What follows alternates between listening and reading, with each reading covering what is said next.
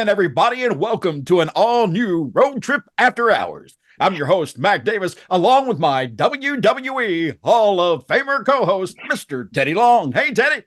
Hey, what's going on there, man? Happy New Year to you, Mac, and to all of our, road trip fans out there, all our subscribers. Let me say Happy New Year to them.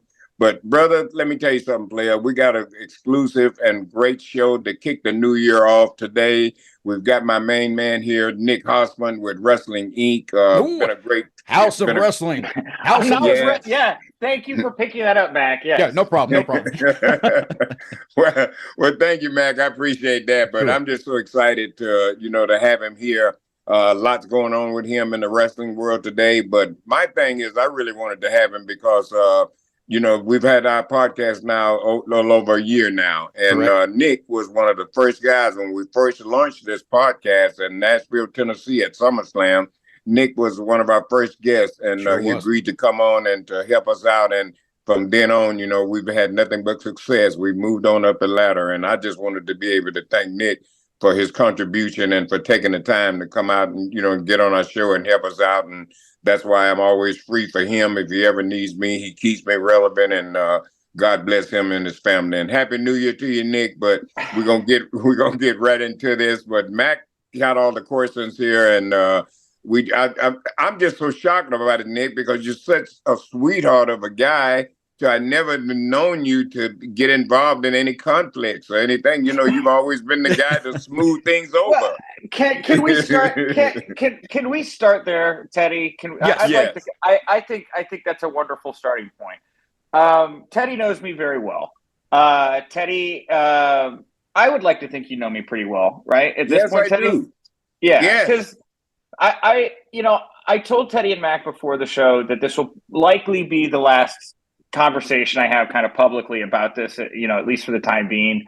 But you're you, Teddy, and you have always been so kind to me. And in this business, it is so difficult sometimes to find, good people that you can actually just be like friends with and get along with and like be proud to be friends with them. Yeah. And I know people are already probably reading things into my words. I didn't even think about it as I was saying it, but like, I'm just so proud to call you a friend, Teddy. And thank you. I am not somebody who is, you think about the CM Punk stuff, right? Because people are like, oh, well, Nick caused a whole hornet's nest there. Look, there was stories I was asking about. You got Hangman Adam Page out in the ring calling out stuff that was going on backstage. I got to ask about that. I'm not scared to follow a story, right? And then when we get into this scrum where Phil Brooks is bleeding and eating muffins and all of this stuff, I'm getting attacked, right? Yep. Like I had to do some like kung fu to flip him over my shoulder there. I thought you did a great job with that too, Nick, by the way. I thought you handled that very professionally and very well, because I knew where he was going. When he started going there, when he's asked you if you did stand up, I knew your background, and I kept thinking, where's he going with this? And then I thought, oh man, nah. I've known Nick just like Teddy has. I've known Nick for about 2-3 years now, I guess, Nick, about that long. I met him through Bill Apter. And if he is good with Bill Apter, he's good with me. He's good with Teddy. He's one of what I consider the Bill Apter boys. To me, he has always been, and we talked about this on last week's show with Sports Kita, that there are only a couple of people we can think of when it comes to true journalism in wrestling. Two names that came up were yours and what was the Mike over in North Carolina? Mike Johnson? Mike Johnson. Your two names were the only names we could come up with that we could trust the information and the diligence of looking, more than just saying, I got a rumor for you here. You throw it out there. You actually hunt down the news to give us exactly what is going on. So I have a lot of respect for you. When I saw you come up in the news, I think everybody knows that it started with the attorney for CM Punk talking about an NDA, and then Chris Jericho makes a comment, and it gets to the point where all of a sudden I hear Nick Hausman makes a comment. Nick, what was it that you said that you think made everybody so upset? Well, I know what look, there's a lot of things that happen here, right? I'm not going to get into all the nitty gritty. This thing has been dissected a million different ways at this point.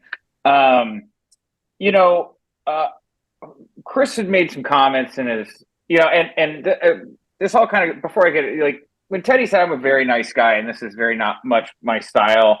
Yeah, this is very out of character for me. I will say that. And I agree with you, Teddy. But,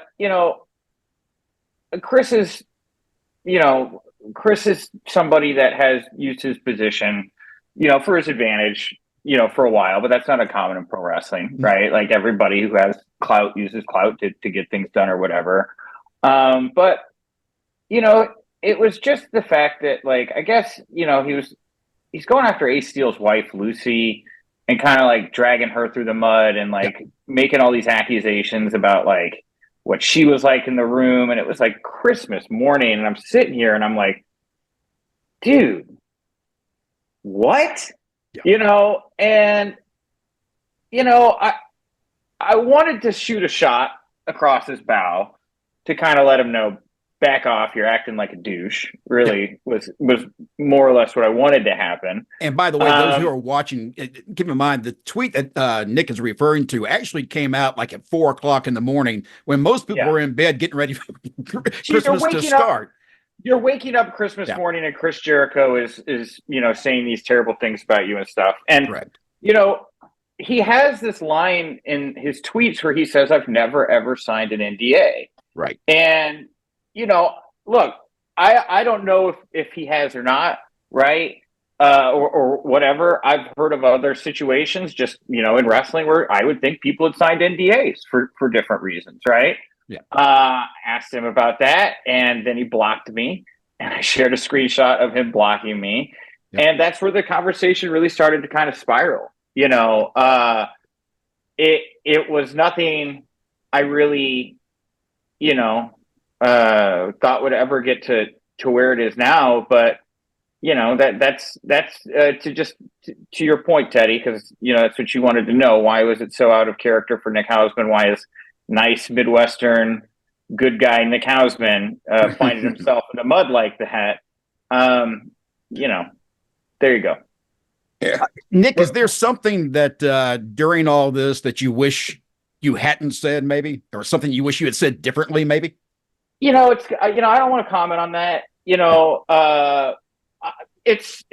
see how things play out in time. I think everybody's kind of said how they felt, and there's certainly a conversation that's going on at the moment that I think is playing out. And just like everybody, I'm gonna watch what happens from here. Obviously there were these tweets from that went out, with comparisons, and other things with Chris. And then there was a alleged victim that seemed to sign off on some of those endorsements. And I think that is, far more interesting than anything I've said. And then, for it to escalate to the point that Tony Khan is, being asked about this stuff in a media scrum. And, look, if I'm this person's boss and there's nothing there, I come out and I say, no, this is wrong. Correct. This is somebody I stand behind, and this has gotten out of control, and Tony failed to do that. And so now you got another story, right? And these are things that I didn't, and these are things I wasn't even there. I didn't say anything, but because I guess I was just like, I think this guy's a jerk who's got probably some skeletons in his closet that if it got out would alter the way he was perceived publicly, would change the narrative. Because you got to remember, when I made my initial comments, I was talking about an MJF editorial. We wrote this like glowing piece about Chris, and I just, it was very odd. So there's just a lot of factors in play. I think a lot of people have kind of, attached themselves to narratives or conversations, and they're running with them. And, some of the stuff is just so out of control. Like, I don't even know what to do. Well, let me ask you just one more question, and I'll drop it from here because I know you're tired of talking about it. But have you been contacted by anybody like Chris Jericho at all? No. So no response, because I don't think Chris has mentioned anything online since all this has started up. He's been kind of unusually quiet. But like you say, when you're Tony Khan and you're being asked specifically about something about your company, he needs to directly answer those questions. And it's not the first time Tony's had that issue. No. So it's something that plagues AEW. And I do wonder. I wonder what the response here will be from their end, right? Because I mean, it's so much bigger at this point. You got fans chanting about it and stuff. So I'm anticipating them to take some time here with Chris. He's not announced. We're recording this at 4:00 on Wednesday. He's not announced for Dynamite tonight. Who knows? He'll be on the show or whatever. He's kind of let this thing play out as it is for now. Okay, now you made me ask you one more question, Nick. The other night during Dynamite or the pay-per-view or Dynamite pay-per-view, he got booed quite a bit in the ring because it was right after all this information came out. And that match, he got heavily booed by the end. How did you feel when you were watching that? Did you feel responsible for that? I'm just curious from your aspect. No, I didn't feel responsible for it. Yeah. I mean, again, there was, I don't really think, I mean, as much as people want to go back and, really skewer me and try to misconstrue comments and tie things together and get me to say things that are going to put my foot in my mouth. It was the tweets that they were chanting about. Yes. It wasn't me, I mean, I didn't get, they weren't chanting Nick Hausman. I'll put it that way. Yeah, that's true. They weren't chanting out of defense for Nick. They weren't. I didn't take it that way. I did think it was surreal. I mean, It looked like Chris felt like it was all very surreal. Yes. Yeah. But I do want to go back to what Teddy said. Nodding his head. Yeah. Is that Nick is, I know you're a nice guy. Like I said, I've known you for a few years. You've always been very kind to me and always open to do anything, just like this podcast. You didn't have to do this. No. I've always known you as a very straight up guy. So like Teddy said, it was a surprise to see your name pop up in the middle of all this. But sometimes that just happens when you're actually trying to tell the truth on things. And when you're trying to be honest and be yourself and speak freely, some people just don't like it. And in wrestling, you know how that is, Nick. You know that people, they're never going to love everything you do. They're going to find some fault in it somewhere. But in this case, guys, I think you need to back off a little bit. Nick is really a really cool guy. Listen to me. Here's the deal. Okay, here's the deal. Chris Jericho, I love him to death. And I'll tell you why. Because he's his own man, and he doesn't need anything like this to get him heat. He has natural heat. He's a natural heel. But he will take this, and he will use it to his own advantage. You think he didn't love those people booing him at that pay-per-view? He loved every minute of it because that's what he is. He's a heel. Okay. I don't think he liked that. I don't know that I agree with you, Teddy, but God bless you, man. I respect your right to say it. I don't know that I don't know that I necessarily agree with you, Teddy. Yeah, I think right now, I think Jericho and is not thinking anything pleasant at this point right now. I'm telling you. Those people booing him, he loved every minute of it. I'm telling you right now. Fair enough. And I'm not saying he didn't. Well, Nick, we appreciate your time.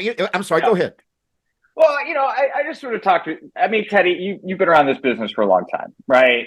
Yes. And I know you've seen a lot of things, a lot of crazy things in this business, right? Yeah.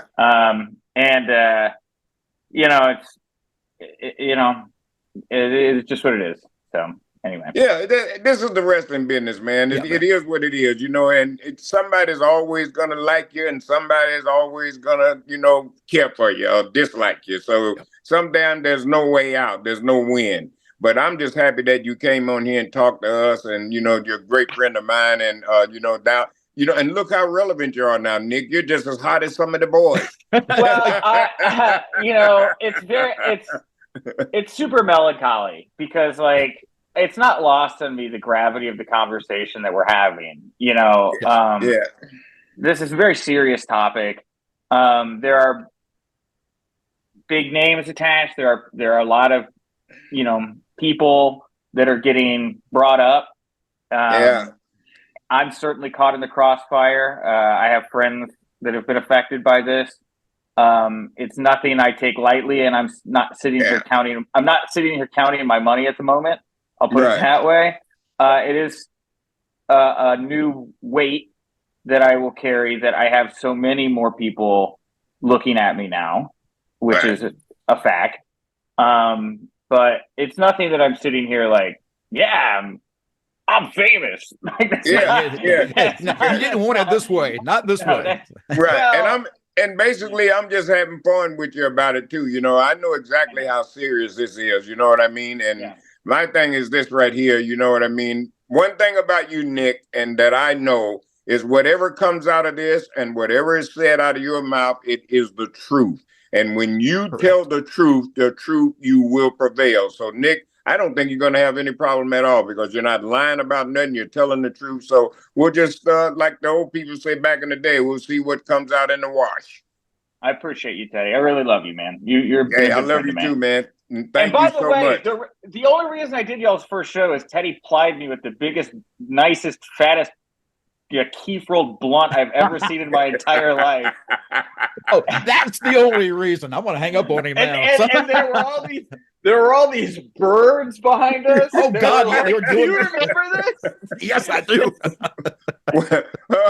Actually, I got something in here if I can find it. Hang on. Oh, come on, Mac. You always are. You're not ready. All right, now you might remember this. This is actually in Nashville. Oh, wow. Yeah. Look at us. I can get all turned around. Yeah, but that's that shot right there at the sunset, the stadium behind us, killer shot. And that was our very first show that Nick was a part of. We had Selena De La Renta, who was on that show, as well as Alicia Toot on that particular program for our very first show. But Nick, again, I know we're going to let you go because I'm not going to take up much of your time. Brother, we love you. We hope that everything goes well, and just keep doing your thing and being you. Love you guys. Thank you so much. You bet. Hey, and Nick, thank you so much, and Happy New Year to you and your family and that lovely dog. Happy New Year, Teddy. Same to you and yours. All right, thank you. All right, we're out of here. We're out of time. I'm MacDavis. That's WWE Hall of Famer Teddy Long, and of course, our guest Nick Hausman. We'll see you again next week. Holla.